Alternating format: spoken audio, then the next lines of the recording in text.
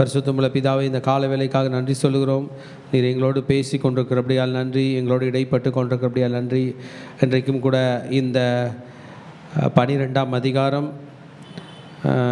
லேவியராகமத்தின் புஸ்தகத்தை எங்களுக்கு நீர் ஆசீர்வதித்து கொடுத்து எங்களோடு இடைப்பட்டு கொண்டிருக்கிறபடியால் நன்றி தகப்பனே. இந்த அதிகாரங்கள் எங்களுக்காக கொடுக்கப்பட்டிருக்கிறது, எங்களுடைய ஆசீர்வாதத்துக்காக, நாங்கள் புரிந்து கொள்வதற்காக, பரிசுத்தமாக்குவதற்காகவே ஒரு தனிப்பட்ட ஒரு புஸ்தகத்தை கொடுத்து பரிசுத்தமாக்குகிற பணிக்காகவே ஒரு பெரிய கோத்திரத்தையே கொடுத்து ஆயிரக்கணக்கான லேவியர்கள், நூற்றுக்கணக்கான ஆசாரியர்கள் இறங்கி இந்த ஊழியத்தை செய்ய நீர் பாராட்டின கிருபைக்காக நன்றி தகப்பனே. இந்த வேளையிலும் கூட நீர் எங்களோடு பேசும், உம் நாமத்தின் மகிமைக்காக எங்களோடு இடைப்படும் கர்த்தாவே. எங்களை நீர் பலப்படுத்தி கொண்டிருக்கிறபடியால் நன்றி. இந்த 12ஆம் அதிகாரத்தில் நாங்கள் கற்றுக்கொள்ள வேண்டிய ஒவ்வொரு வசனங்களையும் வாக்கியங்களையும் நாங்கள் கற்றுக்கொண்டு ஆண்டவரே நாங்கள் ஆசீர்வாதமாய் இருக்க, இதிலிருந்து கற்றுக்கொள்ள போகிற நன்மைகள் எங்களுக்கு பிரயோஜனமாக இருக்க கர்த்தர் வழி தாரும் ஆண்டவரே. எல்லாவற்றுக்கு மேலாக பழைய ஏற்பாடுகள் படிக்கும்போது நிறைய காரியங்கள் புரியாமல் போகிறது. இவைகளையும் எங்களுக்கு அனுகூலமாய் நீர் கற்றுத்தருவீராக. இயேசுவின் நாமத்தில் ஜெபிக்கிறோம் நல்ல பிதாவே, ஆமென். இன்றைக்கு 12ஆம் அதிகாரத்திலே ஆண்டவர் ஒரு புதிய சட்டத்தை கொடுக்க போகிறார். நிறைய சட்டங்களை பார்த்தோம். எந்த உணவு சாப்பிட்ணும், எந்த உணவு சாப்பிடக்கூடாது, clean food, clean animals, unclean animals, clean food, unclean food, kosher உணவு பற்றி பேசினார். நிறைய செரிமனிஸ், ஆசாரியன் எப்படி ஊழியத்துக்கு வரணும், அவன் பிள்ளைகள் எப்படி ஊழியத்துக்கு வரணும், பொதுமக்கள் எப்படி ஊழியத்துக்கு வரணும், அப்படி நிறைய விஷயங்கள். பிறகு பலிகள், எந்தெந்த வகையான பலிகள் எல்லாம் சொல்லி கொடுத்தாங்க. சர்வாங்க தகன பலி, பாவ நிவாரண பலி, குற்ற நிவாரண பலி என்றெல்லாம் பண்ணாங்க. இன்றைக்கு பப்ளிக் டீச்சிங் ஸ்டார்ட் பண்ண போகிறார். என்ன ஸ்டார்ட் பண்ண போகிறார் என்றால், ஒரு திருமணம் ஆகிவிட்டது, ஆணும் பெண்ணும் திருமணம் செய்து கொண்டார்கள். திருமணம் செய்து கொண்ட பிறகு அந்த லேடி ப்ரெக்னென்ட் ஆகிட்டாங்கன்னா, பிறகு அவர்கள் பிள்ளை பிறந்தாங்கன்னா, அந்த பிள்ளை ஆம்பளை பிள்ளையாக இருந்தால் என்ன செய்யணும், பெண் பிள்ளையாக இருந்தால் என்ன செய்ய வேண்டும் என்பதை இன்றைக்கு கற்றுத்தர போகிறார். So there is a ceremony for that. குழந்தை பிறந்த பிறகு அந்த உதிரப்போக்கு இருக்கிறது அல்லவா, அதை அன்கிளன்லினஸ் என்று இந்த இடத்துல குறிப்பிட போகிறார். அதுக்காக ஒரு வெயிட்டிங் பீரியட் இருக்குது. அவங்க ஃபேமிலிக்குள்ளே இருந்து ஆலயத்துக்கு வர, ஊழியம் செய்ய, ஆசரிப்பு கூடார வாசலுக்கு காணிக்க செல்லுது. ஆசரிப்பு கூடாரத்துக்குள்ளே அவங்க அலௌடு இல்லை. ஆசரிப்பு கூடாரத்துக்கு வாசலில் தான் லேடிஸ்லாம், பெண்கள் நின்று ப்ரே பண்ணுவாங்க. அங்கே கூட வர்றதுக்கு ஒரு சிஸ்டம் கர்த்தர் தர போகிறார். இதை தான் இப்போ இவைகளை தான் நாம் இன்றைக்கு படிக்க போகிறோம். இந்த சாப்டரில் வெறும் 8 வசனங்கள் தான் இருக்கிறது. அந்த 8 வசனங்களை தங்களை பரிசுத்தப்படுத்தி கொள்வதற்கு, தங்களை கர்த்தருக்கு முன்பதாக க்ளீனாய் வைத்துக் கொள்வதற்கு சில rituals. If a male baby is born, if a female baby is born, what are the core rituals? என்ன செய்ய வேண்டும்? இது பியூரிஃபிகேஷன் ரிச்சுவல்ஸ். தன்னை தானே அவள் சுத்திகரித்து கொள்ள. ஸோ ஒரு பீரியட் ஆஃப் டைம் அவங்க தன்னை சுத்திகரித்து கொள்வாங்க. அந்த பீரியட் ஆஃப் டைம் அவங்க ரெஸ்ட்டில் இருப்பாங்க, பெட் ரெஸ்ட்டில் இருப்பாங்க, வீட்டில் இருப்பாங்க, ட்ராவல் பண்ண மாட்டாங்க. ஸோ இதெல்லாம் ஏன் ஆண்டவர் இப்போவே பண்ணார் அப்படின்னு நம்ம ஏன் அப்படிலாம் ஃபோர்ஸ் பண்ணுறாரு? இல்லை, அவ்வளோ ரெஸ்ட்டு அந்த லேடிக்கு தேவைப்படுது. அவங்க ட்ராவல் பண்ணக்கூடாது, ஆலயத்துக்கு வரக்கூடாது, அவங்க பாடியில் நிறைய சேஞ்சஸ்லாம் இருக்குது. அவங்க நார்மல் லைஃப் வர்றதுக்கு ஒரு டைம் எடுக்கும் என்பதை கர்த்தர் சொல்லி கர்த்தர் சொல்லி கொடுக்குறார். God is a God of systems. God knows everything. God knows the whole anatomy of the physical body. இந்த சரீரத்தோட அனாட்டமி ஆண்டவருக்கு தெரியும். தி ஆப்ரேட்டிங் சிஸ்டம், ஃபிசியாலஜி ஆண்டவருக்கு தெரியும். எல்லாமே ஆண்டவருக்கு தெரியும். ஸோ இதை நம்ம என்ன பண்ணலான்னா, ஒரு ஏன்ஷியன்ட் மெட்டர்னிட்டி லீவ் அப்படின்ற மாதிரி எடுக்கலாம். ஒருத்தவங்க ஒரு ஆஃபீஸில் வேலை செய்கிறாங்கன்னா, குழந்தை பிறக்கும் போது ஒரு மெட்டர்னிட்டி லீவ்னு ஒன்று தருவாங்க. பிள்ளை பிறப்பதற்காக ஒரு லீவ் தருவாங்க. 3 மாதம் 6 மாதம் அப்படிலாம் தருவாங்க. அப்போ இது ஊழியத்துக்கு, ஆண்டவருடைய ஆலயத்துக்கு வர்றதுக்கு எவ்வளோ ப்ராசஸ், எவ்வளோ டைம் எடுக்கிறது என்பதை பார்க்கலாம். ஸோ ஒரு பக்கம் ரிலீஜியஸ் பியூரிஃபிகேஷனும் நடக்குது. ஆண்டவருடைய பிள்ளைகள் அவங்க பரிசுத்தமாக்கப்படுகிறார்கள். அதே நேரத்தில் அவங்களுக்கு ஒரு லீவும் கிடைக்குது. ஸோ இதை தான் நம்ம இன்றைக்கு படிக்க போகிறோம். ஆண் பிள்ளையாக இருந்தால் என்ன பண்ணணும், பெண் பிள்ளையாக இருந்தால் எவ்வளோ நாள் ரெஸ்ட் எடுக்கணும். இப்போ நம்ம இந்த சாப்டரில் படிக்க போகிறோம். ஆண் பிள்ளையாக இருந்தால் அவங்க 7 நாள் இம்பியூராக இருப்பாங்களாம், 7 நாள் அன்க்ளீனாக இருப்பாங்க. அவங்க வீட்டுக்குள்ளே ரெஸ்ட்டில் இருப்பாங்க. அந்த குழந்தைய பெற்றோர்களும் சரி 7 நாள் பண்ணிட்ட பிறகு இன்னும் 33 நாள், அப்போ டோட்டலாக 40 நாள் அந்த ஆண் பிள்ளைக்கு அவங்க ரெஸ்ட்டில் இருப்பாங்க. அந்த பிள்ளைக்கு அந்த அந்த அந்த பிள்ளைக்கு சர்க்கம்சிஷன் வந்து 8ஆம் நாள் செய்யப்பட வேண்டும். விருத்த சேதனம். ஆம்பளை பிள்ளை பார்த்தாங்கன்னா அம்மாவுக்கு எத்தனை நாள் லீவு? 40 நாள். அந்த பிள்ளை எத்தனாவது நாள் ஆலயத்துக்கு போகணும்? 8ஆவது நாள் ஆலயத்துக்கு போகணும் விருத்த சேதனம் செய்வதற்கு. அம்மா போவாங்களா என்னன்னு தெரில. போனாலும் அவங்க ஆலயத்துக்கு வளாகத்துக்குள்ளே போக முடியாது. அந்த பிள்ளையை அவங்க அப்பா கூட்டி கொண்டு போவார், அங்கே நடக்கும். பெண் பிள்ளையாக இருந்தால் அம்மாவுக்கு அந்த அந்த ரிச்சுவல் அன்க்ளீன், அந்த அந்த அந்த அந்த போக்கெல்லாம் அது உள்ளேருந்து வருகிற எல்லா விஷயங்களும் 14 நாள் இம்ப்யூர்ட் ஆகப்படுகிறது. பிறகு பியூரிஃபிகேஷன் ப்ராசஸ் ஒரு 61 நாள் 66 நாள். அப்போ ஆம்பளை பிள்ளையாக இருந்தால் கரெக்டாக 40 நாள் அம்மா ரெஸ்ட் எடுப்பாங்க. பெண் பிள்ளையாக இருந்தால் 80 நாள். ஆலயத்துக்கு வரும்போது காணிக்கையோடு வரணும். அந்த அந்த குழந்தையை கொண்டு வந்து கொடுக்கும்போது என்ன பண்ணணும்? காணிக்கையோடு வரணும். இதெல்லாம் நம்ம படிக்க போகிறோம். எத்தனை பேருக்கு ஆண்டவருடைய சட்டத்திட்டங்கள் பிடிக்கும்? ஆண்டவருடைய சட்டத்திட்டங்கள் பிடிக்கலைன்னா வர்றவங்க போகிறவங்க சொல்கிறதெல்லாம் செய்யணும். இப்போ உதாரணத்துக்கு ஆண்டவர் சட்டம் கொடுக்கலன்னு வைங்களேன். ஒரு வீட்டில் ஆம்பளை பிள்ளை பிறந்தா அந்த அம்மாவை என்ன சொல்லுவாங்க? சில வீட்டில் சீக்கிரம் போகணுவாங்க, சில வீட்டில் எழுந்திருப்பேன்னுவாங்க, சில வீட்டில் வரவே வராதுன்னுவாங்க. இப்படிலாம் கன்ஃபியூஷன் வரக்கூடாதுன்னா யார் சட்டத்தை கொடுத்தது? ஆமாம், சட்டம் என்பது மனிதர்கள் இன்னொருத்தரை டிஸ்டர்ப் பண்ணாமல் அவங்கவுங்க வழியை கரெக்டாக பார்த்து கொண்டு போவதற்காக தான் கொடுக்கப்பட்டது. இதை 12ஆம் அதிகாரத்தை நான் மிகவும் வாஞ்சிக்கிறேன். ஆண்டவர் சொல்லி கொடுத்ததை நான் நம்புகிறேன். இந்த வசனத்துக்கு நான் கீழ்ப்படுகிறேன். சரி, if a woman has conceived a male child, அந்த பெண் வந்து ஆண் பிள்ளையை பெற்றெடுத்தால், ஆண் பிள்ளையை பெற்றால், ஆம்பளை பிள்ளை பெற்றால், இவங்க வந்து அன்க்ளீனாக அசுத்தமாக 7 நாள் இருப்பாங்க. இந்த 7ஆவது நாள் முடிந்து 8ஆவது நாள் போகும்பொழுது அந்த பிள்ளைக்கு விருத்த சேதனம் செய்ய போகிறாங்க. இந்த விருத்த சேதனம் 8ஆவது நாள். அப்போ அந்த அம்மாவோட அசுத்தம் நீங்கின பிறகுதான் அந்த பிள்ளைக்கு சர்க்கம்சிஷன் செய்கிறார்கள்.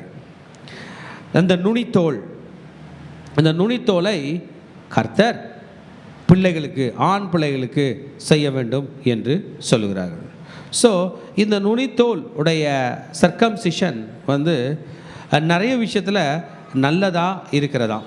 பின்காலத்தில் அந்த ஆண் மகன் வளர்ந்து வரும்போது பால்வினை நோய்கள் தொற்றுவதற்கு 60% குறைவாக இருக்கான். எந்தெந்த பால்வினை நோய்கள்லாம் இருக்கோ, ஹெச்ஐவி இருக்குது, ஹெர்பஸ் சிம்ப்ளெக்ஸ் வைரஸ் இருக்குது, ஹியூமன் பாப்பிலோ வைரஸ் இருக்குது, அப்புறம் சர்விக்கல் கேன்சர் பெண்களுக்கு இருக்குது, அந்த ஆளை திருமணம் பண்ணுறவங்களுக்கு, பாக்டீரியல் வஜினோசிஸ்ன்னு சொல்லுவாங்க, ட்ரைகோமோனியாசிஸ் அப்படின்னு நிறைய வியாதிகள் இருக்குது. இது எல்லாமே விருத்த சேதனம் பண்ணுற ஆண்களுக்கு குறைவாக இருக்குது. அவரை திருமணம் செய்த பெண்களுக்கு இந்த வியாதிகள் இருக்குது, கம்மியாக இருக்கான். சர்வைக்கல் கேன்சர் பெண்களுக்கு, சர்வைக்கல் கேன்சர் வருது பாருங்கள், அது கூட குறைவாக இருக்குமா. இதை 8ஆம் நாளிலே அந்த ஆண் பிள்ளைகள் செய்ய வேண்டும் என்பதை, அந்த ஆண் பிள்ளைக்கு செய்ய வேண்டும். அந்த தாய் எத்தனை நாள் அசுத்தமாக இருப்பாலாம்? 7 நாள். ஹல்லேலூயா. ஸோ அன்னைக்கு நமக்கு இதை பற்றின பெரிய காரியங்கள் நமக்கு தெரியவில்லை. ஆனால் இன்றைக்கி நம்ம படிக்கும்போது நிறைய மெடிக்கல் ரிசர்ச்சும் நமக்கு இதற்கு சாதகமாக இருக்கிறது. ஆனால் கம்பல்சரி இல்லை, விருத்த சேதனம் பண்ணாதான் பரலோகம் போவோம் அப்படின்பதுக்காக இல்லை. ஹல்லேலூயா. ஆனால் ஆண்டவர் சொல்கிறார். அப்போ யூத பிள்ளைகள், அந்த ஸ்திரீ குழந்தை பெற்றெடுத்தோம், அது ஆம்பளை பிள்ளைன்னா அம்மா எத்தனை நாள் ரெஸ்ட்டில் இருக்கோம்? ஃபஸ்ட்டு சர்ச்சுக்கு போகிறதுக்கு முன்னாடி 7 நாள். 7 நாள் கழித்து எத்தனை நாள் கொண்டு போவாங்க? 8ஆம் நாள். சரி, இப்போ ஒரு கேள்வி. குழந்தைய போய் விருத்த சேதனம் பண்ணால் குழந்தை உடம்புல எவ்வளோ ரத்தம் இருக்கும்? இல்லை, ரத்தம் கட்டாமல் போச்சுன்னா, உறையாமல் போச்சுன்னா என்ன ஆகும்? குழந்தைக்கு உயிருக்கு ஆபத்தாச்சா? இன்றைக்கி தான் மெடிசன்லாம் இருந்திருக்கு, ரத்தத்தை உரைய வைக்க முடியும். நம்ம எல்லாத்துக்கு மெடிசன் இருக்குது. ஆனால் அந்த காலத்தில் ஒன்றுமே கிடையாது. நம்ம நல்லா ரிசர்ச் படித்து பார்த்தோம்னா, ஒரு குழந்தை பிறந்து, குறிப்பாக ஆண் மகன் பிறந்து அந்த 8ஆம் நாளில் ப்ரோத்ரோம்பின் சொல்லுவாங்க. ப்ரோத்ரோம்பின் வந்து அந்த ரத்தம் உறைவதற்கு காரணமாக இருக்கிற முக்கியமான ஒரு புரதம், அது ஒரு புரோட்டீன். அது வந்து அன்றைக்கு 8ஆம் நாளிலே 110% அதிகமாக, 110% இருக்குமா, 100 மடங்கு, 100% இல்லை, எவ்வளோ இருக்குமா, 10% எக்ஸ்ட்ராவே இருக்குமா. இது ஆண்டவர் இன்றைக்கி நம்ம படிச்சிருக்கோம். என்னைக்கு சொல்லியிருக்காரு? அன்னைக்கு அந்த குழந்தைக்கு விருத்த சேதனம் பண்ணால் உடனே ரத்தம்லாம் நின்று போயிடுமா, அந்த ப்ளீடிங் இருக்காது. நேச்சுரல் ப்ரொடெக்ஷனாக. ஹல்லேலூயா. ஒரு கை தட்டி ஆண்டவருக்கு நன்றி சொல்லாமா? இந்த வசனம் இன்றைக்கு நமக்கு ஆசீர்வாதமாக இருக்கிறது. அது மட்டும் இல்லை, அந்த நேரத்தில் விட்டமின் கே அப்படின்னு சொல்கிற ஒரு சுரப்பி, அதுவும் கிளாட்டிங்க்கு உதவும். ரத்தம் உறையிறதுக்கு இந்த ப்ரோத்ரோம்பின்னு, த்ரோம்போபிளாஸ்டின்னு, இந்த விட்டமின் கே எல்லாம் தேவைப்படுகிறது. இதெல்லாம் 8ஆம் நாளிலே அதிகமாக இருக்குமா. குழந்தையும் 8ஆம் நாளில் தாய்ப்பால் குடிக்கிறதுல ஒரு ஸ்டெபிலைஸ் பண்ணப்பட்டிருக்குமா. முதல்ல பிறக்கும்போது குழந்தை பிறந்துச்சு, பால் குடிக்க மாட்டுது சொல்லுவாங்கள்ல, அது ஒரு பெரிய இஷ்யூவாக இருக்கும். தாய்க்கும் பால் வரல, குழந்தையும் பால் குடிக்கல. அந்த 8th டேக்கு அந்த ஆண் பிள்ளை ஸ்டெபிலைஸ்டாக இருக்குது. ஹல்லேலூயா. அதே போல் அந்த 8ஆம் நாளில் அந்த குழந்தைய அந்த விருத்த சேதனம், அந்த நுனித்தோலை விருத்த சேதனம் பண்ணுறாங்க. என்னங்க ஆண்டவர் இப்படி போய் குழந்தைய போயிட்டு, நம்ம குழந்தையில கொசு கடிச்சாலே என்ன பண்ணுவோம், டென்ஷன் ஆகிடுவோம். ஆனால் என்ன பண்ணுறாரு, சின்ன குழந்தையாக இருக்கும்போது இந்த குழந்தைக்கும் உனக்கும் சம்மந்தப்படுத்திக்கிற, இந்த குழந்தைக்கும் அப்பா சொல்லுவார் இந்த குழந்தை என்ன மாதிரியே இருக்குன்னு, அம்மா சொல்லுவாங்க இந்த குழந்தை என்ன மாதிரிங்க, அப்பா வழி தாத்தா பாட்டி சொல்லுவாங்க இந்த குழந்தை யார் விட்டு குழந்தை, எங்கள் குழந்தைன்னுவாங்க. அம்மா வழி தாத்தா பாட்டி யார் சொல்லுவாங்க இந்த குழந்தை என் குழந்தைன்னுவாங்க. கர்த்தர் ஒரு ஸ்டெப் எக்ஸ்ட்ரா போய் அந்த குழந்தையோட ரத்தம் பூமியில் சிந்தப்படும் பொழுது இந்த குழந்தைக்கும் எனக்கும் சம்பந்தம் இருக்கிறதுன்னு சொல்வார். ஹல்லேலூயா. அன்னையிலேருந்து அந்த குழந்தைய அப்பா அம்மா காப்பாற்றுறவங்களோ இல்லையோ, கர்த்தர் காப்பாற்றுவார். நீர் என் ரத்த சம்பந்தமான புருஷன்னு மோசேயோட ஒய்ஃப் ஜிப்போரா அவங்க வீட்டுக்காரை பார்த்து சொன்னாங்க. அந்த மீதியான்லேருந்து எகிப்து நோக்கி போகும்போது கர்த்தர் மோசையும் அவங்க பிள்ளைகளையும் கொல்ல பார்த்தார். அப்போ அந்த பிள்ளைகளுக்கு விருத்த சேதனம் அந்த அம்மா பண்ணிட்டு சொல்லுது, விருத்த சேதனம் என்பது தேவனுக்கும் அந்த மனிதனுக்கும் உள்ள உடன்படிக்கை. அதுதான் யூதர்களும் இஸ்ரவேலர்களும் இன்றைக்கும் தன்னையை பெருமையாக பேசிப்பாங்க, நான் விருத்த சேதனம் பண்ணப்பட்டவன். யாரோட உடன்படிக்கை? எனக்கும் ஆண்டவர். ஹல்லேலூயா. ஸோ இந்த 8ஆம் நாள் ரொம்ப அருமையான ஒரு நாள். அன்றைக்கு விருத்த சேதனம் பண்ணும்போது அந்த புண்ணெல்லாம் கூட சீக்கிரம் ஆரம்பிக்குது. What is the religious commandment? What is the biblical commandment? ஆண்டவர் ஆபிரகாமை விருத்த சேதனம் பண்ணும்படி சொன்னார். ஆபிரகாம் அழைக்கும் போது அவரை ஒன்றும் 8ஆம் நாளில் அவங்க அப்பா தேராக விருத்த சேதனம் பண்ணல. ஆண்டவரை ஆபிரகாமை ஏறக்குறைய ஞாபகம் சரியாக இருக்கும் என்றால் ஒரு 75 வயதில் அழைக்கிறார். 75வது வயசில் அந்த தாத்தா விருத்த சேதனம் செய்ய சொல்கிறார். பண்ணிக்கிட்டார். உன் வீட்டில் உள்ள ஆண் மக்கள் யாவரும் என்னோடு கூட சம்பந்தம் கலக்க வேண்டும் என்றால், இந்த தேவனை வணங்க வேண்டும் என்றால் அவர்களும் என்ன செய்யப்படணும்? விருத்த சேதனம் பண்ணணும். உடனே ஆபிரகாம் விருத்த சேதனம் பண்ணார். ஆபிரகாமுக்கு பிறந்த மகனாகிய இஸ்மவேலுக்கு 8ஆம் நாளில் என்ன பண்ணார்? விருத்த சேதனம் பண்ணார். ஈசாக்குக்கு என்ன பண்ணார்? விருத்த சேதனம் பண்ணார். ஹல்லேலூயா. ஆமாம். இதை இந்த இந்த செரிமனிக்கு ஜூவிஷ் ட்ரெடிஷனில் பேர் பிரிட் மிலா என்று சொல்வார்கள். ஹல்லேலூயா. என்னதுங்க? பிரிட் மிலா. ஹீப்ரூ வார்த்தைகள் நம்ம நிறைய கற்றுக்க நமக்கு பிரயோஜனமாக இருக்கும் என்று நான் நினைக்கிறேன். நான் ஐடி குரூப்பில் அந்த பேரை போடுறேன், பிரிட் மிலா. சீக்கிரமாக அதனுடைய ஹீப்ரூ வேர்ஷனும் நான் போடுறேன், பிரிட் மிலா. இதை பிரிஸ் என்று சொல்வார்கள். இதுதான் இந்த விருத்த சேதனம். இதை செய்ய வேண்டும். Are they doing it now? இன்னைக்கும் யூதர்கள்லாம் பண்ணுவாங்க, இதை செய்வாங்க. Every male infant has to be circumcised on the 8th day. 8ஆம் நாளில் என்ன பண்ணப்பட வேண்டும்? விருத்த சேதனம் செய்யப்பட வேண்டும். This is a strict observance in Judaism. நீங்கள் யூதா மதத்தில் பிறந்திருப்பீர்கள் என்றால், நீங்கள் ஒரு யூதனாக இருப்பீர்கள் என்றால் உங்கள் ஆண் மக்களுக்கு இது இருக்கும். இது ஆண்டவருக்கும் மனிதனுக்கும் உள்ள உடன்படிக்கை. ஏங்க இந்த ப்ரொசீஜர் அப்படின்னு கேட்டால், இந்த ப்ரொசீஜர் என்ன சொல்லுது? கர்த்தருக்கும் என் மகனுக்கும் உடன்படிக்கை. ஹல்லேலூயா. இதை பெற்ற தாய்க்கு எத்தனை நாள் வரைக்கும் ரெஸ்ட்டுன்னு சொன்னோம்? 7 நாள். 8ஆம் நாளில் எங்கே வராங்க? ஆலயத்துக்கு வராங்க. அந்த குழந்தைக்கு விருத்த சேதனம் பண்ணுறதை பார்த்துட்டு விருத்த சேதனத்தை நடத்தி விட்டு திரும்ப வீட்டுக்கு போயிட்டு எத்தனை நாள் ரெஸ்ட் இருப்பாங்க? இன்னும் 33 நாள். டோட்டலாக அந்த அம்மாவோட பியூரிஃபிகேஷன் ப்ராசஸ் எத்தனை நாள்? 40 நாள். வெளியில் மார்க்கெட்டுக்கு வர மாட்டாங்க. அந்த பீரியடில் கல்யாணம் வந்தால் வர மாட்டாங்க, ஊருக்கு போக மாட்டாங்க, எங்கேயும் போக மாட்டாங்க. எங்கே இருப்பாங்க? வீட்டில். கேட்டால் சொல்லுவாங்க, நான் தீட்டுப்பட்டிருக்கேன் என்று சொல்வார்கள். இதுதான் இந்த ப்ரொசீஜர். 8ஆம் நாளில் விருத்த சேதனம் செய்யப்பட வேண்டும். பிறகு இப்போ இது பரிசுத்தமான வஸ்து, பரிசுத்த ஸ்தலம் அப்படிலாம் நீங்கள் பார்த்தீங்கன்னா, இவங்க எங்கே பரிசுத்த ஸ்தலத்துக்கு வராங்கன்னு நீங்கள் கேள்வி கேட்கலாம். ஆலயத்தினுடைய இமேஜ் இருந்தால் போடுங்கப்பா, ஆசரிப்பு கூடாரத்தோட இமேஜ். அவுட்டர் கோர்ட் இருக்கும், காலி லேண்ட் இருக்கும், அது நடுவில் தான் ஆலயம் இருக்கும் இல்லையா? அந்த ஆலயம் கூடாரம் மாதிரி இருக்கும் இல்லையா? அந்த ஆலயத்துக்குள்ளே நம்மளை போக விட்டாங்கன்னா ஃபஸ்ட்டு நான் இருக்கும் பரிசுத்த ஸ்தலம், அப்புறம் மகா பரிசுத்த ஸ்தலம். இதுக்கு நடுவில், ரெண்டுத்துக்கு நடுவில் ஸ்க்ரீன் தான். யார் யாரெல்லாம் போகலாம்? பரிசுத்த ஸ்தலத்தில் ஆரோன் போகலாம், அவங்க பிள்ளைங்க போகலாம். மகா பரிசுத்த ஸ்தலத்தில் ஆரோன் மட்டும் தான் போகலாம், இல்லைனா அவங்க தலைச்சம் புள்ள போகலாம், மீதி பேர் போக முடியாது. அப்போ பரிசுத்த ஸ்தலம் என்பதை எதை குறிக்கிறது என்றால், இந்த லேடிஸ்லாம் இருக்காங்க பாருங்க, ஆலயத்தில் பல வேலைகள் செய்யணும். ஸ்க்ரீன் ரெடி பண்ணி தரணும், வெளியில் உள்ள பல வேலைகள், பற்பல வேலைகள் செய்ய வேண்டியது இருக்குது. சில சில சில ஆலயத்தை மெயின்டெனன்ஸ் பண்ணுற ஒர்க்லாம் இருக்குது, அதெல்லாம் பெண்கள் செய்வாங்க. அவங்க செஞ்சு ஹஸ்பண்ட்ஸ் கையில் கொடுப்பாங்க. ஹஸ்பண்ட்ஸ் என்ன பண்ணுவாங்க? உள்ளே கொண்டு போய்ப்பாங்க.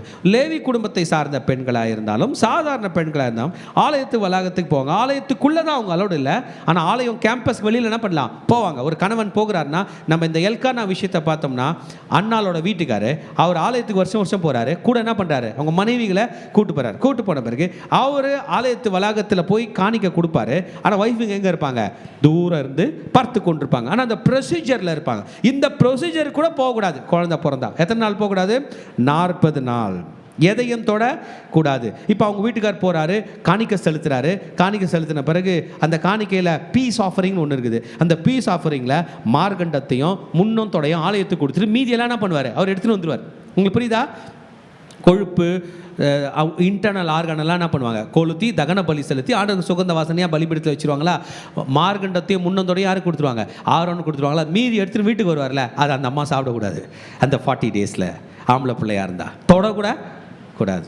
80 பெண் பிள்ளையாக இருந்தால் எத்தனை நாள் தொடக்கூடாது? இதை தான் இங்கே செலவு. So she will be unclean. அது ஏன்னு எனக்கு தெரிலங்க. இந்த அம்மா தொட்டால் தீட்டு, பட்டால் பாவம் அப்படின்றதெல்லாம் இங்கேருந்து தான் ஸ்டார்ட் ஆகுதான்னு எனக்கு தெரில. ஆனால் உன்னை நான் நிரந்தரமாக தீட்டுப்படுத்தலை, தீட்டுன்னு சொல்லலை, கொஞ்ச நாளைக்கு என்ன பண்ணாத, தொடாத. ஆமென். எத்தனை பேர் ஆண்டவருடைய வசனங்களை ஏற்றுக்கொள்ள போகிறீங்க? நான் காலையில் படிக்கும்போது என்ன ஏது அப்படின்லாம் மனசு தோணுது. என்ன ஏதுவாக இருந்தாலும் எங்கள் ஆண்டவர் சொன்னால் அது எனக்கு நல்லது தான். ஹல்லேலூயா.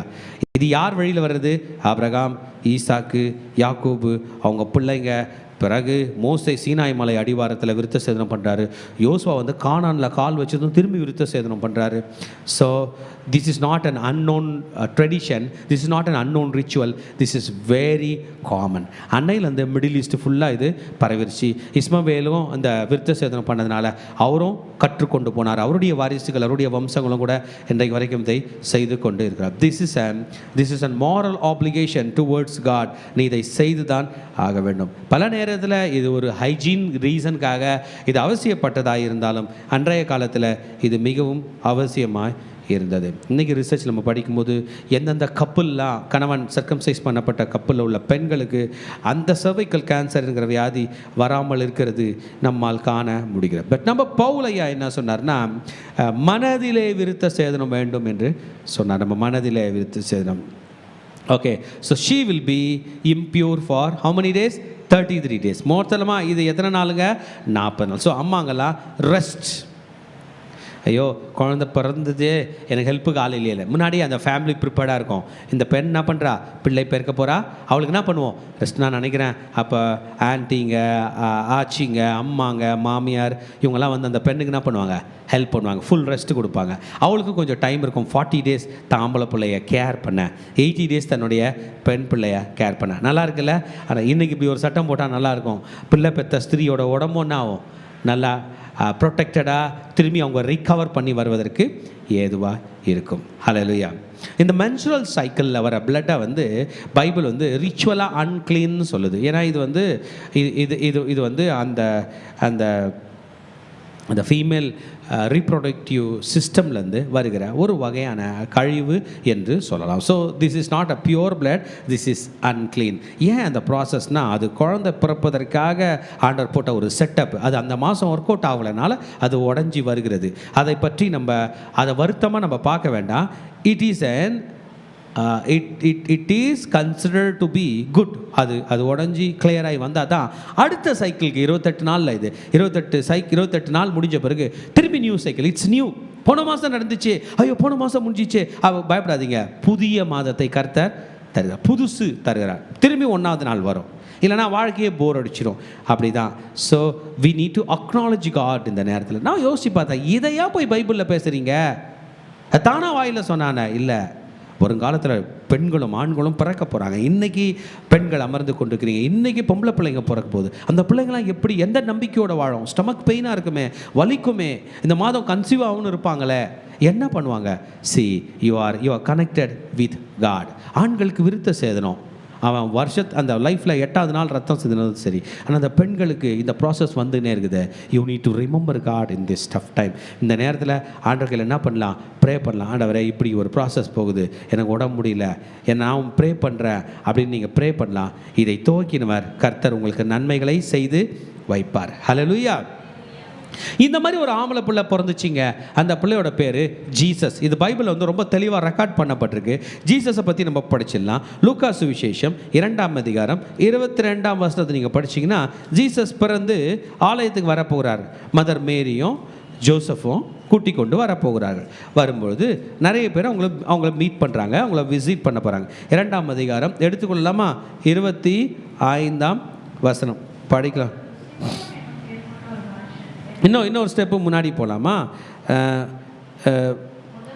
21. பிள்ளைக்கு விருத்த சேதனம் பண்ண வேண்டிய 8ஆம் நாளிலே, அது கர்ப்பத்திலே உற்பவத்திற்கு முன்னே தேவதூதனால் சொல்லப்பட்டபடியே அதற்கு இயேசு என்று பெயரிட்டார்கள். அப்போ பேர் என்னைக்கு வைப்பாங்க?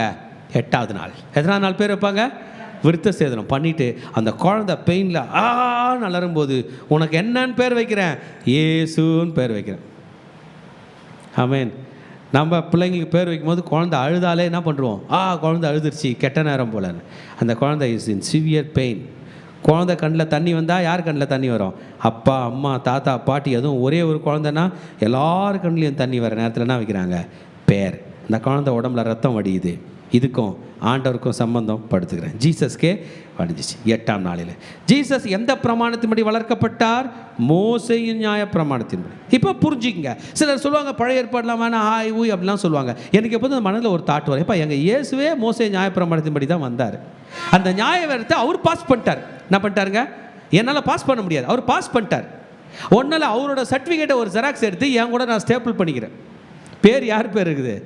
இயேசுவோட பேர். ஹல்லேலூயா. இயேசுவோட பேர்.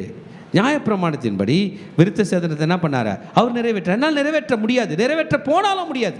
முதல்ல நானும் விருத்த சேதனம் பண்ண போகிறேன், என் ஃபேமிலிக்கும் போனால் யூதர்கள் அங்கே சேர்த்துக்கவே மாட்டாங்க முதல்ல. ஆனால் நான் அப்படி நியாயப்பிரமாணத்தை நிறைவேற்றுவது? இயேசு நிறைவேற்றினார், நானும் நிறைவேற்றினார். அதை நான் பிலீவ் பண்ணுறேன்.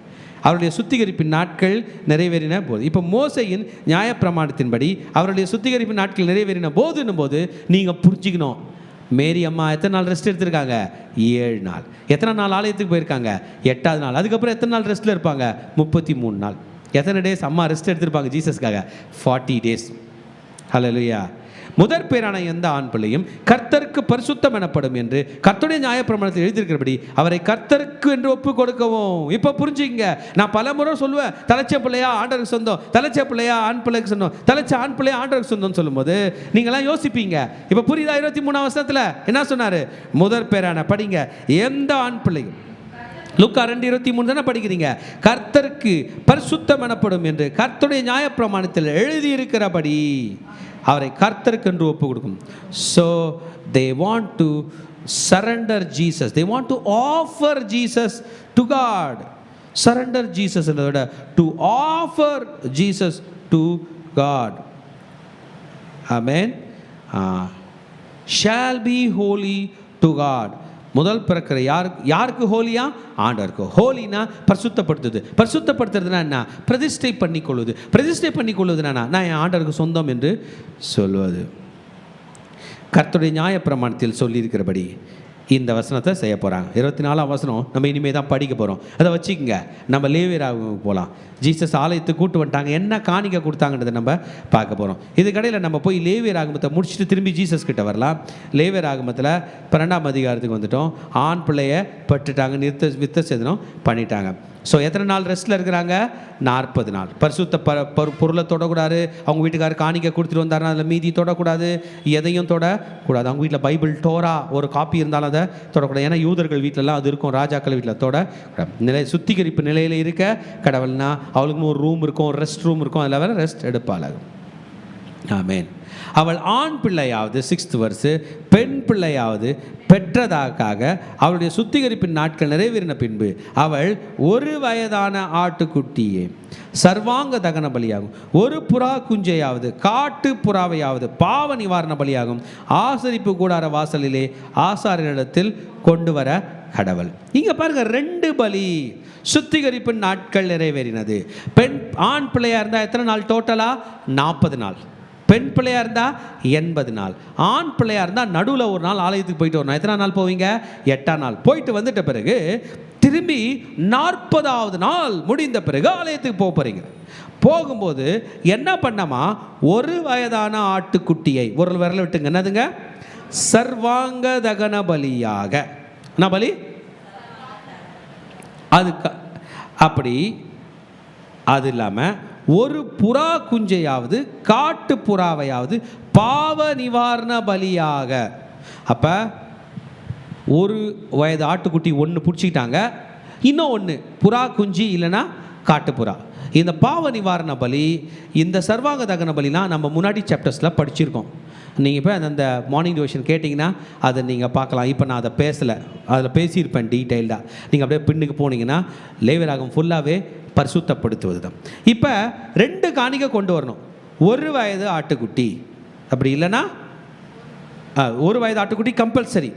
அது எதுக்கு? சர்வாங்க தகன பலினா மொத்தமே பலி செலுத்திடுவாங்க.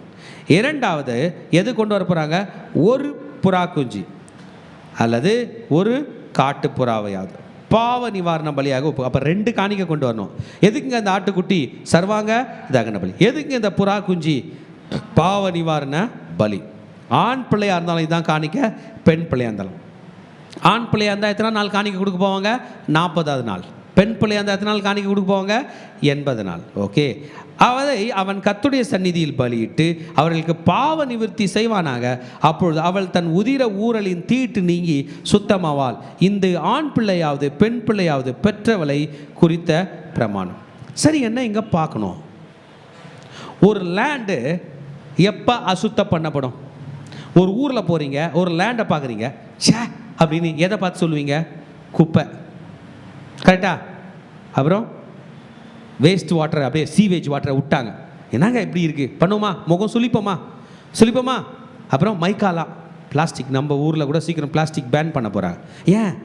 எங்கே பார்த்தாலும் கிடக்குது, எல்லாத்தையும் அடைச்சிக்கு தானே. முன்பு காலத்துலலாம் துணி தான் அடைச்சிக்கும், முள் அடைச்சிக்கும். ஆனால் இப்போ எது அடைச்சிக்குது? பிளாஸ்டிக்.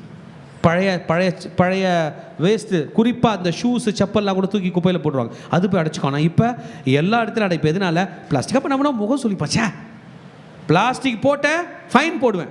போடுறாங்களா இல்லையா? எவ்வளோ ஃபைன் போடுவேன்? ஹில் ஸ்டேஷன்லாம் போட்டிங்கன்னா 10,000, 50,000, 5,000 ஃபைன். பிளாஸ்டிக் போட்டால் என்ன போட்டுருவேன்? ஃபைன் போட்டு முகம் சொல்லிக்கணும். அது போல் லிசன், ரத்தம் பூமியில் சிந்துனா நான் ஃபைன் போடுவேன். யார் போடுவார்? ஆண்டவர். எதை சிந்தக்கூடாது? ரத்தம் சிந்தக்கூடாது. அப்போ இந்த லேடி நேச்சுரலாக சிந்துற ரத்தம் தானே?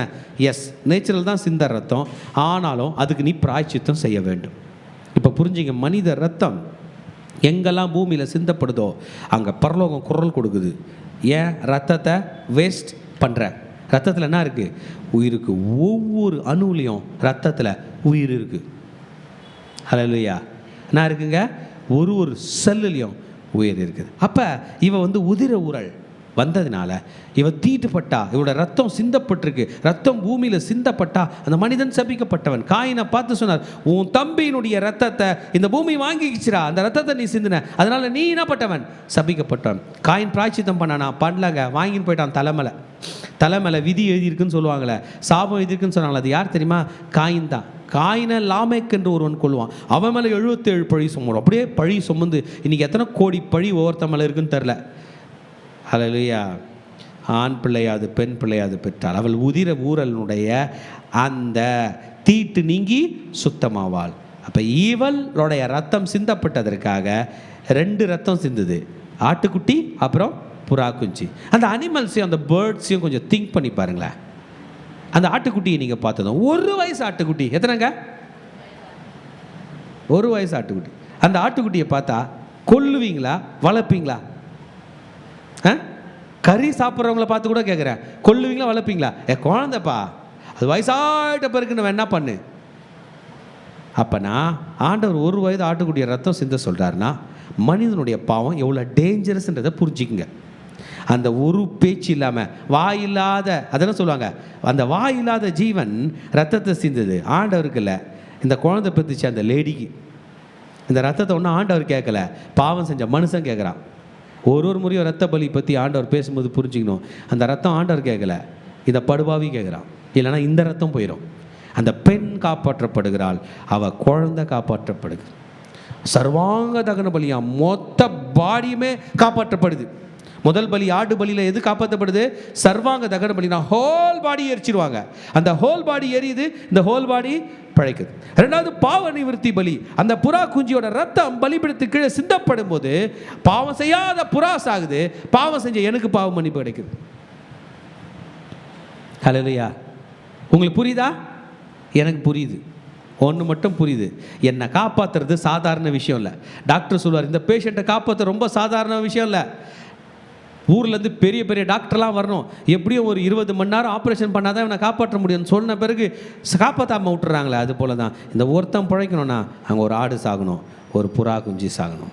இந்த முழு உலகமே பிழைக்கணும்னா அந்த இயேசு என்கிற தேவ ஆடு சாக வேண்டும். ஹல்லேலூயா. இப்போ பலி செலுத்துறதுக்கு கூட திராணி இல்லாத ஏழைகள் இருந்தார்கள் என்றால் பைபிள் அதையும் அண்டர்லைன் பண்ணி கோட் பண்ணுது. ஏன்னா பணம் என்பது என்றைக்கும் மனிதன் கையில் இருக்காது. ஹல்லேலூயா.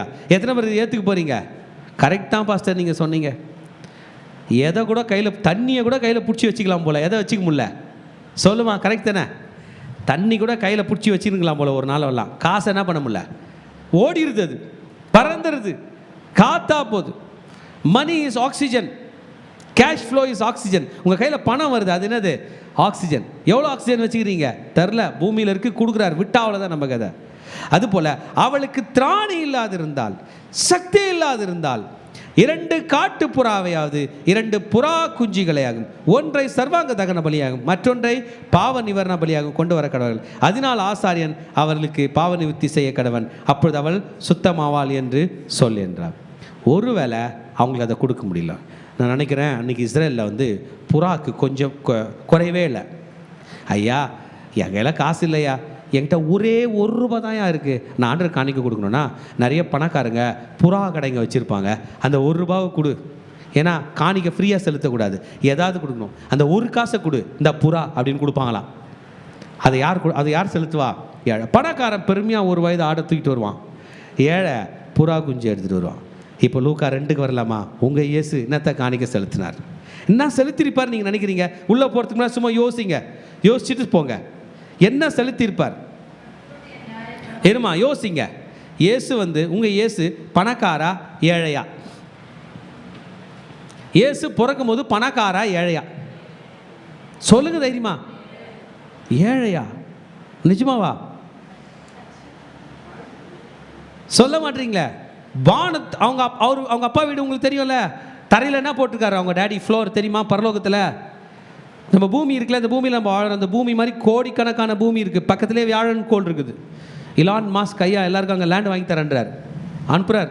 போகுமா என்னான்னு தெரில. அந்த மாதிரி பூமி மாதிரி பல கோள்கள் இருக்குது. அந்த மாதிரி பரலோகமும் இருக்கான். பரலோகத்தில் மண் இல்லையா, பொன்னா. ஹல்லேலூயா. பரலோகத்தில் போய் அரிசி பருப்பெல்லாம் விளையணும்னு அவசியம் இல்லை. பூமியிலேருந்து ஆண்டவர் எடுத்துப்பார், இல்லை அவருக்கு எப்படியோ பல வரும். ஆனால் அங்கே தரையில் என்ன இருக்கான்? பொண்ணு. நம்ம கோல்டு காதில் கழுத்துலலாம் போட்டிருக்குமே, அது எங்கே இருக்குது? அவரோட புள்ள இந்த பூமியில் பிறந்துச்சு. யார் வீட்டில் பிறந்தா தெரியுமா? ஏழை வீட்டில். கிறிஸ்தவன் ஏழை என்று வருத்தப்படவே வேண்டாம், அவர் ஏழையாய் பிறந்தார். ஏழைகளின் தெய்வம். ஹல்லேலூயா. காணிக்க கொடுக்க முடியாமல் இன்றைக்கி நீங்கள் உட்காந்துருந்தீங்கன்னா உங்கள் தெய்வம் இயேசு. ஹல்லேலூயா. குழந்தை, உலக அரசர், உலகத்தினுடைய தலைவன், இந்த உலகத்தினுடைய சொந்தக்காரன், மொத்த லேண்டுமே அவங்க அப்பா பரலோக தந்தை ஜீசஸ் பேரில் பட்டா பண்ணி வச்சுருக்கார். எந்த ரெஜிஸ்டர் ஆஃபீஸ்ன்னு கேட்குறீங்களா? பரலோக ரெஜிஸ்டர் ஆஃபீஸ். அவர் இங்கே பிறந்தார். கர்த்தருடைய நியாயப்பிரமாணத்தில் சொல்லியிருக்கிறபடி, நியாயப்பிரமாணத்தை இப்போ தான் படித்தோம். எத்தனை அதிகாரத்தில் படிச்சிங்க? 12ஆம் அதிகாரத்தில். ஒரு ஜோடு காட்டு புறாவையாவது, நம்ம லூக்காக்கு வந்துட்டோம் புதிய ஏற்பாடில் 24ஆம் வசனம் படித்து கொண்டிருக்கிறோம். ஒரு ஜோடு புறா பலி செலுத்தும், அவரை எருசலேமுக்கு கொண்டு போனாங்க. அவ்வளோதான், சிம்பிளாக லூக்கா அங்கே எழுதுறாரு, தெளிவுபடுத்துகிறார். லூக்கா வந்து டீடைல்டு மேன், ரிசர்ச் பண்ணி எழுதுறார். லூக்கா சுவிசேஷம் படிக்கும்போது ரிசர்ச். லூக்கா எழுதுறதை யூதர்களும் ஏற்றுப்பாங்க, ரோமர்களும் ஏற்றுப்பாங்க, நம்மளை போல புறஜாதிகளும் ஏற்றுப்பாங்க, கிரேக்கர்களும் ஏற்றுப்பாங்க, உலகம் எழுதுகிறது. தெளிவாக எழுதினார். மோசே நியாயப்பிரமாணத்தை சொல்லியிருக்கிறபடி 1 வயது ஆட்டுக்குட்டியும் 1 புறா குஞ்சியும் சொல்லலை. அந்த 12ஆம் அதிகாரத்தில் லாஸ்ட் வசனத்தில் போட்டாங்கன்றா, அவர்களுக்கு நிர்வாகம் இல்லை என்றால் செலுத்த முடியாதவளாய் இருந்தால். அந்த வேர்டு பாருங்க, அவள் என்ற வேர்டு. இந்த 25ஆம் வசனத்தை கையில் வச்சுங்க, அப்படியே ஒரு பேஜில் வச்சுங்க. இந்த பேஜில் நம்ம என்ன படித்தோம்? லேவியராகமம் 12 அவள் காணிக்கை செலுத்துகிறவன் அவன் அல்ல, அவள். படிக்கலாமா? ஆட்டுக்குட்டியை கொண்டு வர அவளுக்கு சக்தி இல்லாதிருந்தாள். சரிங்க, பாருங்க. அப்போ இந்த காணிக்கை யார் கொடுக்க போறாங்க? லேடிஸ் கொடுக்க போறாங்க. ஆண்டவர் காணிக்கை ஆண்கள் கையில் அக்செப்ட் பண்றாரு. இந்த ஒரு காணிக்கை யார் கையில் அக்செப்ட் பண்றாரு? லேடி கையில். மதர் மேரி, நம்ம மேரி அம்மா காணிக்கை கொடுக்க வந்துச்சு. சப்போர்ட்டு அவங்கள கல்யாணம் பண்ணிக்க போறாரு, அவரும் கொடுக்கல. மேரி அம்மாவோட அப்பா பேர்லாம் பைபிளில் சொல்லப்பட்டிருக்கு, அவங்க கொடுக்கல. இந்த அம்மா காசு எவ்வளோ சேர்த்து வச்சிச்சு தெரியல இந்த குழந்தைக்காக. இந்த குழந்தைக்கு ஒரே ஒரு அம்மா. இந்த அம்மா நல்ல அம்மா. நம்ம அம்மா எவ்வளோ ஏழையாக இருந்தாலும் நம்ம அம்மா நமக்கு பிடிக்கும் தானே? இல்லை, நம்ம அம்மா என்ன கஞ்சி செஞ்சு கொடுத்தாலும் அதுதானே அது நமக்கு டேஸ்ட்டு. எவ்வளோ பிரியாணி சாப்பிட்டாலும் எங்கள் அம்மா எனக்கு செஞ்சுதான். அதில் மதர் மேரி நம்ம ஜீசஸ்க்கு என்னத்தை கொடுக்குறாங்க?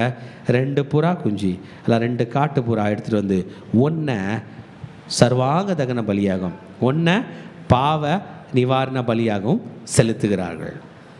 ஹல்லேலூயா. அப்பொழுது சுத்தமாயிட்டாங்க. இப்போ மேரி அம்மா என்ன ஆயிட்டாங்க? சுத்தமாயிட்டாங்க. குழந்தைன்னா ஆயிடுச்சு, சுத்தமாயிருச்சு. இதாங்க ப்ரொசீஜர். இந்த 12ஆம் அதிகாரமும் லேவியராகமம் 12ஆம் அதிகாரம், லூக்கா 2ஆம் அதிகாரமும் ரொம்ப டச்சிங்காக போகுது. அதில் லாஸ்ட் வசனம் ரொம்ப டச்சிங்காக போகுது.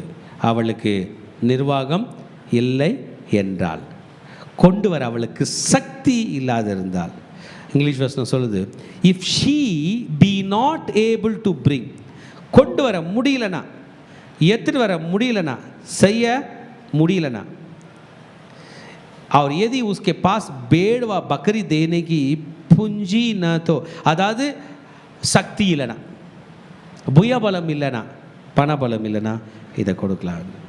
இயேசு நமக்காக தன் இரத்தத்தை சிந்த வந்தவருக்கு இரத்தத்தை சிந்துவதற்கு ஒரு ஆடு இல்லை என்பதுதான் கருத்து.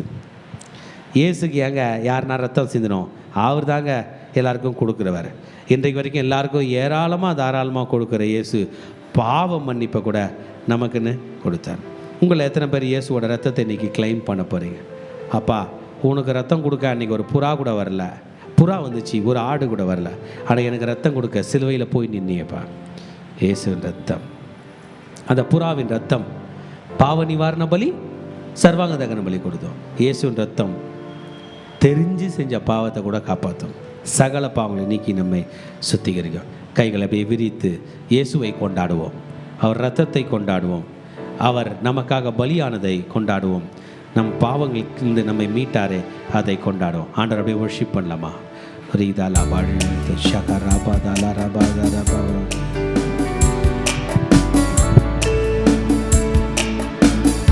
இன்னைக்கு ஆண்டவர் இடத்துல நம்மளை அர்ப்பணித்து, ஆண்டவரே என்னை நீர் ஆணாக படைத்திருந்தாலும் உமக்கு நன்றி, என்னை நீர் பெண்ணாக படைத்திருந்தாலும் நன்றி, உமக்கு நாங்கள் இந்த கால வேளையில் நன்றி சொல்கிறோம் தகப்பனப்பா. எங்கள் வாழ்க்கையில் இந்த பூமியில் எங்களை பிறக்க வைத்திரே நன்றி அப்பா.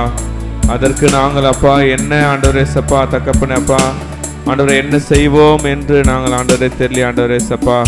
நாங்கள் நாங்கள் செலுத்துகிறோம் ஆண்டவரே சப்பா. ஆண்டவரே அப்பா சொல்லிட்டு பாடலை ஆண்டவர் செய்யும் நேரம் பாடலாம்.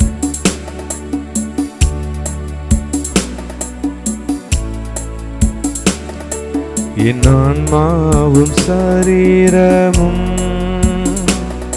என் ஆண்டவர்க்கே சொந்தம், இனி வாழ்வது நான் அல்ல, என்னில் இயேசு வாழ்கின்றார், இனி வாழ்வது நான் அல்ல, என்னில் இயேசு வாழ்கின்றார். சொல்லலாம்.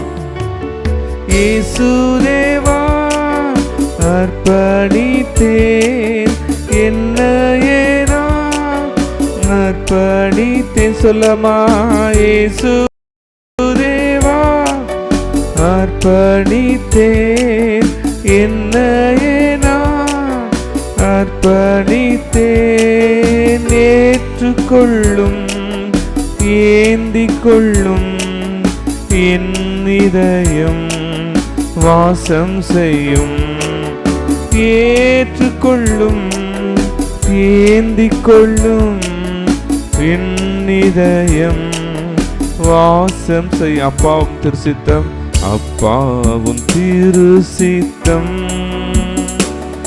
என் அன்றாட உணவையா நான் தப்பாமல் உந்தன் பாதம் தினம் எப்போதும் அமர்ந்திருப்பே நான் தப்பாமல் உந்தன் பாதம் தினம் எப்போதும் அமர்ந்து ஆண்டவர் பேசப்பா என் வாழ்க்கை உபகார பண்ணிக்கிறேன் இயேசு தேவா அர்ப்பணித்தேன் என்னையே நான் அர்ப்பணி சொல்லமாப்பா இயேசு தேவா அர்ப்பணித்தேன் என்னையே நான் அர்ப்பணித்தேன் ஏற்றுக்கொள்ளும் ஏந்திக் கொள்ளும் என் இதயம் வாசம் செய்யும் ஏற்றுக்கொள்ளும் ஏந்திக் கொள்ளும் என் இதயம் வாசம் சொல்லமா ஏற்றுக்கொள்ளும் ஏற்றுக்கொள்ளும் ஏந்திக் கொள்ளும் என் இதயம் வாசம் செய்யும் அப்பா ஏற்றுக்கொள்ளும் ஏந்திக் கொள்ளும் என் இதயம் வாசம் செய்யும். எங்களை படைத்த தேவனே அப்பா, தாயின் கர்ப்பத்தில் உருவாக முன்னே எங்களை தெரிந்து கொண்ட எங்கள் தேவாதி தேவனே அப்பா, இந்த காலையில் உங்கள் நன்றி சொல்லுகிற லேவியராம் 12ஆம் அதிகாரத்திலப்பா இல்லை அநேக விஷயங்கள் எங்களோட பேசியிருக்கிற தகப்பனப்பா, இனியும் எங்களோட பேசுங்க, அப்படியே நடத்த பலப்படுத்துங்க இயேசுன்னு சொன்ன பிதாவே ஆமேன். லேவியராகவும் 12ஆம் அதிகாரம் 4ஆம் வசனம் 5ஆம் வசனம் இப்படி சொல்லுகிறது, பின்பு அவள் 33 நாள் தன் உதிர சுத்திகரிப்பு நிலையிலே இருந்து சுத்திகரிப்பு நாட்கள் நிறைவேறும் பரிசுத்த யாதொரு வஸ்துவும் தொடவும் பரிசுத்த ஸ்தலத்துக்கு வரக்கூடாது. 5 பெண் பிள்ளையாய் பெற்றாளாகில் அவள் 2 வாரம் சூதகஸ்திரியை போல தீட்டாயிருந்து பின்பு 66 நாள் உதிர சுத்திகரிப்பு நிலையில இருக்க கடவுள். ஆமென். இந்த வசனத்தை படிக்கும்போது நம்முடைய தாய் சபையில் ஒருத்தவங்க சாட்சி சொன்னாங்க. ஆமென். அவர்கள் அந்த பெண் பிள்ளையாக இருக்கிற அவங்க வாலிப நாட்களில் அந்த டீனேஜ் பகுதிகளில் இந்த பீரியட்ஸ் வரும்போது ரொம்ப கஷ்டப்படுவாங்களாம். ஆண்டவரே, நான் ஏன் பெண்ணாக பிறந்தேன், நான் ஒரு ஆணாக இருந்தால் நான் சந்தோஷமாக இருந்திருப்பேனே, என்னால் சகிக்க முடியல, என்னால் தாங்க முடியல, எனக்கு இது பிடிக்கலன்னு சொல்லிட்டு பல நாள் அவர்கள் நான் ஏன் பெண்ணாக பிறந்தேன்ற அவங்களுக்குள்ள கஷ்டம் இருந்து கொண்டே இருந்ததும் அடிக்கடிக்கு அந்த கேள்வி கேட்டே கொண்டே இருப்பாங்களாம். ஆனால் ஒரு நாள் அவன் நம்ம சபைக்கு வந்த பிறகு ஆண்டவர் அவரை தொட்டாராம். மகனே, ஆணையும் பெண்ணையும் படைத்தது நான் தான். ஆமே, உன்னை நீ என்னவாக பெருக்கொண்டு நானும் அதை தீர்மானித்திருக்கிறேன், நீ பெண்ணாக பெருக்கொண்டது ஆண்டோட சித்தம் என்று ஆண்டவர் அவங்களோடு பயங்கரமாக பேசினாராம். அன்னையோடு அந்த சிந்தையை அவங்கள அறிக்கை செய்து விட்டு விட்டார்கள். ஆமே, இன்னைக்கு அவங்க சபையில் நம்ம ஊழியம் செய்து கொண்டு இருக்கிறார்கள். அப்போ இந்த சிந்தையில் கூட நாம் கூட அநேக நிலையை நம்ம யோசித்து கொண்டிருக்கலாம். ஆண்டவரே, நான் ஏன் பெண்ணாக பிறந்து இவ்வளோ கஷ்டப்படணும், நான் ஒரு ஆணாக இருந்தால் மற்றவங்களை போல நான் மகிழ்ச்சியாக இருந்திருப்பேனப்பா, நான் ஆணாக பிறந்தால் எவ்வளோ பேரோட கஷ்டங்கப்படுவதில்லையே என்று அநேக சூழ்நிலைகள் அம்பில்லாமே அநேக நேரத்தில் நம்ம கேள்வி கொண்டிருக்கோம். நான் ஏன் ஒரு பெண்ணாக பிறந்தேன்? ஆனால் இன்னைக்கு ஆண்டவர் நம்மளுக்கு பார்த்தா சொல்கிறாரு, ஆண்டவரே, மகளே, நீ பெண்ணாக பிறப்பது ஆணாக பிறகும் அது தேவனுடைய சித்தமாக இருக்குது. ஆமென். நம் தேவனுடைய சித்தத்துக்கு நாம் எதிர்த்து நிற்க நம்மளால கூடாது. நம்ம இன்னைக்கு அப்படி கண்களை மூடி கர்த்தரை நோக்கி நம்ம பார்க்கலாமா? இந்த சிந்தனை கொடுப்பது ஒருவேளை அது பிசாசின் சிந்தனை கூட இருக்கலாம். நீ பேர் ஒரு பெண்ணா பிறந்துட்ட எவ்வளோ கடினப்படுற, அங்கே பேர் ஆண்கள்லாம் எவ்வளோ மகிழ்ச்சியாக இருக்காங்க, அங்கே பேர் ஆண்கள்லாம் எவ்வளோ விடுதலையாக இருக்காங்க, ஆனால் பெண்ணாக பிறந்து இதற்கு நீ கஷ்டப்பட்டு கொண்டு இருக்கிறேன் என்று ஏதோ ஒரு சிந்தனை பிசாசு நம்ம காதுகளை தொலைத்து கொண்டு இருக்கலாம். இன்று ஆண்டோடைய சத்தம் நம்ம காதுகளில் வருகிறது. இது ஆண்டோட சித்தம். நம்ம அன்பான தேவச்சனமே, இன்றைக்கு நாம் பெண்ணாக பிறந்து ஆண்டவர் சித்தத்தை நிறைவேற்ற வேண்டும். ஆணாக இருந்தாலும் ஆணாக பிறந்து நாம் ஆண்டவர் சித்தத்தை தான் நிறைவேற்ற வேண்டும். ஆண்டவர் படைத்த நோக்கத்தை நாம் புரிந்து கொள்ள வேண்டும் என்று கர்த்தர் நம்மிடத்தில் விரும்புகிறார். ஒருவேளை இது போன்ற சிந்தனைகள் உங்களுக்கும் நீங்க இருந்தா ஒரு விஷயம் நீங்க கண்ணில் முடி கர்த்தரை நோக்கி பார்க்கலாம். ஆண்டவரே இயேசுப்பா, நான் கூட அடிக்கடி என் வாழ்க்கையில் நினைக்கிறேன்ப்பா, நான் ஏன் ஒரு பெண்ணா பிறந்தேன்? அந்த பெண்ணா பிறக்காம இருந்திருக்கலாமே. ஏன் நான் பிறந்துனா ஏன் இவ்வளோ கஷ்டப்படணும்? எனக்கே இத்தனை பாடுகள். மற்றவங்களாம் பாரு மகிழ்ச்சியா இருக்காங்க ஆண்டவரே சொல்லிட்டு. நம்ம பல சூழ்நிலைகள் நம்ம ஆண்டவர் நம்ம கேள்வி கேட்டுருக்கலாம். இன்னைக்கு நம்ம ஒரு விஷயம் ஆண்டவர் சமூகத்தில் அப்படியே ஒப்பு கொடுத்து, ஆண்டவரே அப்பா, என்னை பெண்ணாக படிப்பது ஆனா உங்க சித்தப்பா, உங்க சித்தத்துக்கு என்னை நான் ஒப்பு கொடுக்குறப்பா. என்னை பிறக்கும் நாள் முதல் அப்பா இந்நாள் வரைக்கும் என்னை சுமந்து கொண்டு அப்பா என்னை எவ்வளவு கிருபையாக வழி நடத்திருக்கீங்கப்பா. எத்தனை பெண்களுக்கு இல்லாத கிருபை எனக்கு நீ கொடுத்துருக்கீங்கப்பா. எத்தனை பேருக்கு இல்லாத சிலாகியத்தை எனக்கு நீ கொடுத்துருக்கீங்கப்பா. எத்தனை பேருக்கு சரீர சுகம் ஆனா எனக்கு நீ முழு சுகத்தை தந்திருக்கீங்கப்பா. ஆனா நீங்க கொடுத்த ஒரு வாழ்க்கை அப்பா, நீங்க கொடுத்த ஒரு தருணத்தை நான் ஏன் கேள்வி கொண்டு உங்களையே நான் கேள்வி கொண்டிருக்கேனப்பா. என்னை மன்னிச்சிருக்கேன்னு சொல்லிட்டு ஆண்டு சமூகத்தில் அப்படியே நம்ம அர்ப்பணித்து ஆண்டவரே அப்படியே நம்ம அர்ப்பணிக்கலாம். ஆண்டவரே என்ன மன்னிச்சிருங்கப்பா, சாரிப்பா, நான் என்ன கேள்வி கேட்கலப்பா, உங்களே கேள்வி கேட்டு கொண்டிருக்கிறப்பா. இன்று ஆண்டவரே என்னை குறித்து நீர் என்ன திட்டம் வைத்திருக்கிறோம் அதை நீர் நிறைவேற்றுக்கப்பா ஆண்டு சொல்லிட்டு அப்படியே ஆண்ட சமுத்திரம் அர்ப்பணித்து இந்த பாடலை பாடும்போது நீங்க கூட சேர்ந்து பாடுவேனா? நான் இதயத்தில் ஒரு விண்ணப்பம் மட்டும், ஆண்டவரே நான் அர்ப்பணிக்கிறப்பா, என்னை கொண்டு நீர் என்ன திட்டம் வைத்திருக்கோ அர்ப்பணிப்பா. இந்த கேள்விகளை பற்றி நான் கேட்க மாட்டேன் சொல்லிட்டு அப்படியே ஆண்ட சமுத்திரம் அர்ப்பணிக்கலாமா? இயேசுதேவா அர்ப்பணித்தே என்னையே நான் அர்ப்பணித்தே. இயேசுதேவா அர்ப்பணித்தே என்னையே நான் அர்ப்பணித்தே. ஏற்றுக்கொள்ளும் ஏந்திக் கொள்ளும் என் இதயம் வாசம் செய்யும்.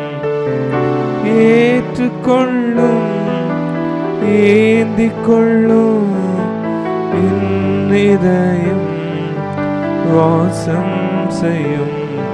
என் ஆன்மாவும் சரீரமும் என் ஆண்டவர்க்கே சொந்தம். இனி வாழ்வது நான் அல்ல, என்னில் இயேசு வாழ்கின்றார். இனி வாழ்வது நான் அல்ல, என்னில் இயேசு வாழ்கின்றார். நாம் தகப்பனப்பா, இந்த கால வேலை எங்களை அர்ப்பணிக்கிறோம் தகப்பனப்பா. எங்களை மன்னிங்க தகப்பனப்பா. எங்களுக்கு இருக்கிற சிந்தனை நசுனாக எடுத்து போடுங்கப்பா. ஆண்டவரே, நீங்க எங்கள் பெண் பிள்ளையா பெற்றாலும் ஆண் பிள்ளையா பெற்றாலும் ஆண்டவரே உங்க சித்தத்துக்கு எங்களை நான் ஒப்பு கொடுக்கிறோம். ஆண்டவரே சப்பா, எங்கள் ஆவியாத்மா சரித்து உமக்கு என்று நாங்கள் ஒப்படைக்கிறோம். ஆண்டவரே தகப்பனப்பா, நீர் எங்களை குறித்து என்னென்ன திட்டம் வைத்திருக்கிறோம் அப்பா, எங்களை குறித்து என்னென்ன திட்டம் வைத்திருக்கிறீர்களோ அப்பா, நீங்க என் வாழ்க்கையில் நிறைவேற்ற போற கிருபைக்கு நன்றி அப்பா. இயேசுவின் நாமத்துல எங்களை ஆண்டவரை தாழ்வுக்குள்ளாக ஏற்படும் சிந்தனைகளை இயேசு கிறிஸ்து நாமத்தினால நாங்கள் ஆண்டவரை நாங்கள் சபித்து கட்டுகிறோம் தகப்பனப்பா. இதிலிருந்து நாங்கள் என்னை பிறக்க வைத்த தேவனுக்கு நாங்கள் சாட்சியாக வாழ்வோம். நாங்கள் சாட்சியாக வாழ்ந்து அநேக ஆத்மாக்கள் இயேசு கண்டு நாங்கள் சொந்தமாக்குவோம். தேவன் எனக்கு இந்த பெண் பிள்ளை பிறகு ஆண் பிள்ளைவருக்கு நன்றி செலுத்துகிறோம் தகப்பனப்பா. உமக்கே நாங்கள் மகிமை செலுத்துகிறோம், மகிமை செலுத்துகிறப்பா. நீர் மாத்த நீர் கூட இருங்க, நீர் ஆசீர்வாதம் வழி நடத்த பலப்படுத்த பெரிய காலம் செய்யுங்க. இயேசு முன்னிச்ச நல்ல பிதாவே, ஆமென். இப்போது நாம் ஒரு தீர்க்க தரிசன செயல்படுத்துகிறோம். நம்ம லேடிஸ் நீங்கள் ரெண்டு பேராக நின்று கொள்ளலாம். நின்று கொண்டு அவர்கள் உங்களுக்கு, அதாவது இவர்களை குறித்து உங்கள் வாழ்க்கையில் நீங்கள் இருந்ததால் எனக்கு இந்த காரியம் ரொம்ப யூஸ்ஃபுல்லாக இருந்தது. அவங்களை குறித்து 2 சாட்சிகள், நீங்கள் இந்த நேரத்தில் இந்த உதவி செஞ்சீங்க, இந்த நேரத்தில் எனக்கு ஆவிக்குரிய நேரத்தில் எனக்கு வந்து நீங்கள் இருக்கிறதுனால எனக்கு இந்த நன்மைகள் கிடைச்சிதுன்னு ஒருவருக்கு நம்ம சாட்சி சொல்ல போகிறோம். அவங்கள குறித்து நீங்கள் ஏதாவது ரெண்டு பாயிண்ட் சொல்லலாம். பெண்கள் நீங்கள் குறித்து அவங்களை குறித்து ஏதாவது சாட்சிகள் சொல்லலாம். இது என்னன்னா, கர்த்தர் நம்ம ஒவ்வொருக்கும் வாழ்க்கையில் ஒரு நோக்கத்தை வைத்திருக்கிறார், ஒரு திட்டத்தை வைத்திருக்கிறார். நாம் பிறப்பது, நாம் வளர்ந்தது, நாம் ஏதோ தானம் அல்ல. கர்த்தரின் உன்னத திட்டத்துக்குள்ள நாம் பிறந்திருக்கிறோம், உன்னத திட்டத்துக்குள்ள நாம் இருக்கிறோம்.